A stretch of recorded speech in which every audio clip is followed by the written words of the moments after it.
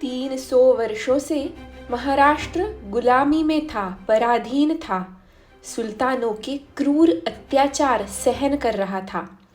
सुल्तानों के विरुद्ध आवाज उठाने का प्रयास हुआ, परंतु वह सब प्रयत्न बुरी तरह से कुचल दिए गए। अब लोगों के मन में भय था। सुल्तान कभी हार ही नहीं सकते, ऐसा दृढ़ विश्वास था। सारा समाज मृतप्राय हो गया था। परंतु इतने लंबे भीषण परकीय आक्रमणों के उपरांत भी अपनी संस्कृति दुनिया के अन्य देशों की तरह नष्ट नहीं हुई। अनेक देवी देवताओं को मानने वाली ग्रीक और रोमन संस्कृति, मूर्ति पूजक Egypt, Syria, Iran, Iraq, Afghanistan, Balochistan, ऐसे कई उदाहरण हैं। परंतु हमारी भारतीय संस्कृति टिकी रही। ऐसा कैसे? क्योंकि इस पुण्य पावन भूमि ने ऐसे सुपुत्र निर्माण किए जिन्होंने समाज में चेतना टिका कर रखी। हमारी संस्कृति के शाश्वत मूल्य आसान करके जन जन में फैलाए, मानो एक मौन क्रांति ही शुरू थी। इस भूमि ने इस पूरे कालखंड में बहुत से पवित्र संतों को जन्म दिया। संत निवृत्तिनाथ, संत ज्ञानेश्वर, सोपानदेव मुक्ताई, संत गोरा कुंभार, संत सावतामाळी, नरहरी सोनार, बंका महार, जोगा तेली, जगमित्र नागा, कान्होबा पाठक, परसा भागवत, संत सोयराबाई, संत जनाबाई, संत नामदेव, संत चोखा मेळा, संत एकनाथ, संत तुकाराम, समर्थ रामदास स्वामी। इतने शुद्ध सात्विक भाव से परिपूर्ण थे ये संत। उन्होंने दुष्टों का नाश नहीं, अपितु दुष्टों का दुष्टत्व नष्ट हो ऐसा दान मांगा। अपने अपने कर्म सत्कर्म करते हुए भगवत भक्ति करने का संदेश देने वाली, सबके प्रति सद्भाव सिखाने वाली, अभंग और कीर्तन के माध्यम से मानवता धर्म सिखाने वाली, बलोपासना का महत्व बताने वाली यह अलौकिक संत परंपरा, जिसके कारण समाज में स्वधर्म प्रेम का, आत्मविश्वास और एकता का अदृश्य प्रवाह बहने लगा। उधर शिवनेरी पर जिजाऊ साहब भी सारी परिस्थिति समझ रहे थे। शिवनेरी किले का भौगोलिक स्थान भी अनोखा है। 8 दिशाओं में पवित्र तीर्थ क्षेत्र है। ज्योतिर्लिंग भीमाशंकर, लेण्याद्री ओझर के अष्टविनायकों के गणपति, निमगिरी का खंडोबा, ओत्तूर के चैतन्य स्वामी, पहाड़ियों की तुळजा भवानी, नाणेघाट का कुकड़ेश्वर, गुफाओं की अंबा अंबिका और मध्य में स्थित शिवनेरी किले पर शिवाई देवी। जिजाऊ साहब को पहले ही एक पुत्र था, संभाजी राजे भोसले। उसके पश्चात 4 अपत्य हुए, जिनकी बाल्यावस्था में ही मृत्यु हो गई। अब यह 6वीं गर्भावस्था थी। जिजाऊ साहब माँ भवानी की आर्तता से आराधना करते थे। हे माँ, 9 दिन 9 रात्रि अखंड युद्ध करके जैसे आपने सारे राक्षसों का नाश किया, वैसे ही इन सुल्तानों से महाराष्ट्र भूमि मुक्त करने के लिए मुझे शिव शंभु जैसा शूर वीर पुत्र दो। चहु और घना अंधेरा छाया है, परंतु उससे भयभीत या निराश न होते हुए जैसे एक छोटी सी ज्योत उस घने अंधेरे का नाश करती है, वैसा ही तेजस्वी पुत्र दो। सज्जनों के रक्षण के लिए, दुष्कृत्यों के विनाश के लिए, भगवत गीता सार्थ करने के लिए आओ भगवन, शक्ति दो माँ, शक्ति दो। और वह शुभ घड़ी आई। सारे देवी देवताओं के शुभाशीर्वाद, संत सज्जनों की पुण्याई और जिजाऊ साहब की दृढ़ श्रद्धा से दिनांक 19 फरवरी 1630 फाल्गुन वद्य तृतीया शके 1551 शुक्ल संवत्सर में शुक्रवार रात्रि के समय शिवनेरी पर पुत्र का जन्म हुआ। केवल जिजाऊ साहब को नहीं, सह्याद्री को, महाराष्ट्र भूमि को, भारतवर्ष को पुत्र हुआ। किले पर आनंदोत्सव मनाया गया। इस समय शाहजी राजे दरिया खान से लड़ाई की मुहिम पर थे। उन्हें शुभ वार्ता देने के लिए दूत भेजे गए। 12वें दिन बच्चे का नामकरण विधि था। प्यारे तेजस्वी बालक को सजा धजा कर झूले में रखवाया। शिवनेरी किले की शिवाई माता का प्रतीक मानकर बालक का नाम रखा शिवाजी, शिवाजी राजे भोसले। इस दरमियान राजनीति के पट पर काफी उलट-पुलट हुई। शाहजी राजे ने मुगलों की नौकरी छोड़ दी और निजाम शाही में प्रवेश किया। 1633 में मुगलों ने हुसैन निजाम शाह का पराभव किया। सबको लगा निजाम शाही का अंत हुआ, परंतु शाहजी राजे ने बड़ी चतुराई से आदिल शाह की मदद लेकर मुर्तजा नामक निजाम के एक शिशु वंशज को राजा बनाया और स्वयं वजीर बन गए। नामधारी राजा को सिंहासन पर बिठाकर शाहजी राजे ने 2 वर्ष स्वतंत्र राज्य संभाला। परंतु 1635 में फिर से मुगलों का जबरदस्त आक्रमण हुआ। शाहजहां स्वयं फौज लेकर आया। शाहजी राजे ने यह अप्रत्यक्ष स्वराज टिकाने के लिए प्रयासों में कोई कसर नहीं छोड़ी, परंतु अब तक आदिल शाह का जो सहयोग था वो अब नहीं मिला। आदिल शाह और मुगलों की फौज मिलकर माहुली के किले पर आक्रमण करने आई। उन्होंने मुर्तजा निजाम शाह को कब्जे में ले लिया। निजाम शाही का अस्त हुआ। निजाम शाह का मुल्क आदिल शाह और मुगलों ने आपस में बांट लिया। अब शाहजी राजे कहाँ जाएंगे, बड़ी समस्या थी। रणदुल्ला खान, इस आदिल शाह के सरदार को शाहजी राजे के प्रति आदर भावना थी। उसने आदिल शाह से सिफारिश की, परंतु तब शाहजहां ने एक शर्त रखी। शाहजी राजे को आपका सरदार बनाना हो तो बनाओ, परंतु उसे महाराष्ट्र में बिल्कुल नहीं रखना, दूर किसी प्रांत में भेजो। शाहजहां समझ चुका था कि सह्याद्री में शाहजी राजे को रखा तो उनके अंदर का शेर फिर से जग जाएगा। अब तक शाहजी राजे वजीर थे, अब आदिल शाह के सामान्य सरदार बन गए। आदिल शाह ने उन्हें कर्नाटक में बंगलुरु जाने का हुक्म छोड़ा। उधर शिवनेरी पर शेर का बच्चा धीरे धीरे बड़ा होने लगा। जिजाऊ साहब प्यार से उन्हें शिवबा कहकर पुकारते थे। शिवबा किले पर खेलने लगे, मिट्टी में खेलने लगे। उनके लिए मिट्टी के हाथी, घोड़े ऐसे खिलौने थे। किले पर मोर थे। उनके पंख पकड़ने के लिए नन्हे शिवबा उनके पीछे पीछे भागते थे। मोर के, तोते के, हाथी और घोड़े के आवाज की बड़ी खूबी से नकल उतारते थे।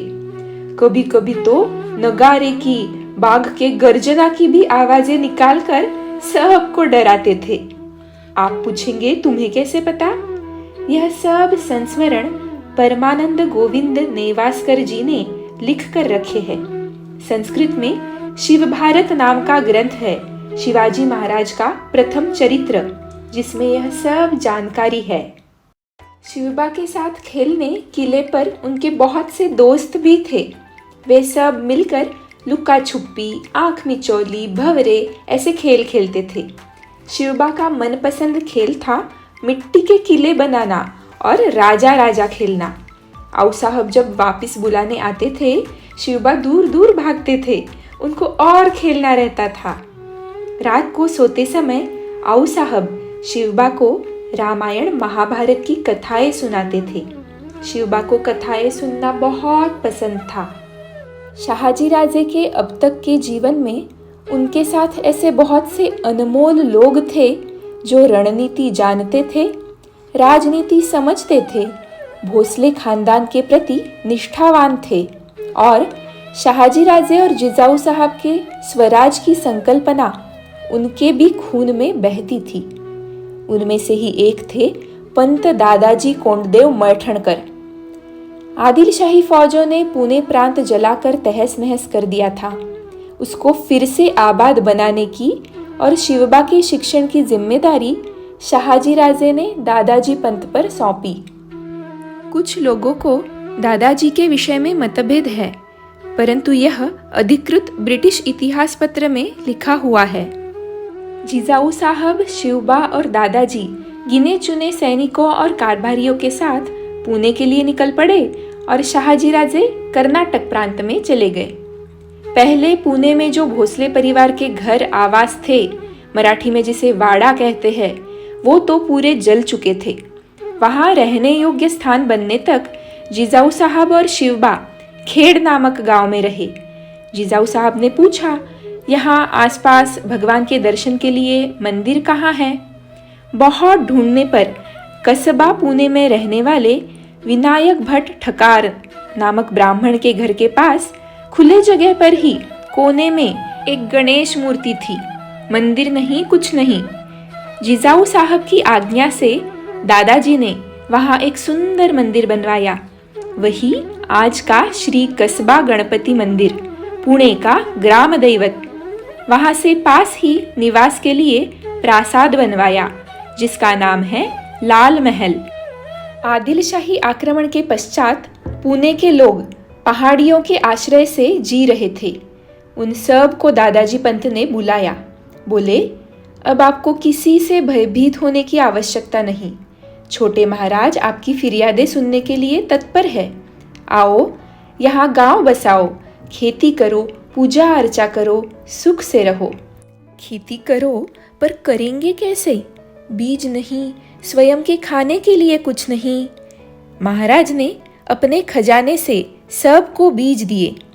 1 वर्ष के लिए पर्याप्त होगा इतना अनाज मुफ्त में देने की योजना की। 5 वर्ष तक कर लगान माफ कर दिया।